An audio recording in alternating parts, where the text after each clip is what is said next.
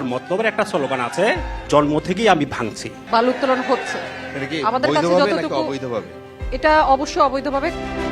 না, আমার দলের যারা নেতা কর্মী, যারা দলকে ভালোবাসে, তারা কেউ এই কাজে জড়িত না। অতীতে হয়েছে, এখনো হচ্ছে, নিয়ন্ত্রণহীনভাবে চলছে। যারা ভালো উত্তোলন করবে এদের কোনো অবস্থাতেই ছাড়বো না। অন্ধ হলেই প্রলয় বন্ধ হয় না। মুক্তিযোদ্ধা হিসাবে সেই দল মুক্তিযুদ্ধ বিরোধী দল করাটা ওনার কাছে কতটুকু আত্মতৃপ্ত সেটা আমি জানতে চাই। এই জায়গা কি আগের মতো অনিয়ম হয়, অর্থাৎ দুর্নীতি হয় নাকি হয় না এখন? ঘুষ দিচ্ছি কি দিচ্ছে না এই ধরনের তথ্য আমার জানা নাই। অটো ড্রাইভারদের থেকে চাঁদা নেওয়ার জন্য ওদেরকে মারা হয়েছে। বিএনপির নামধারী কর্মীরাই যারা মানববন্ধন কর্মী ছিল সবাই বাইরে এসে লাইথাইছে।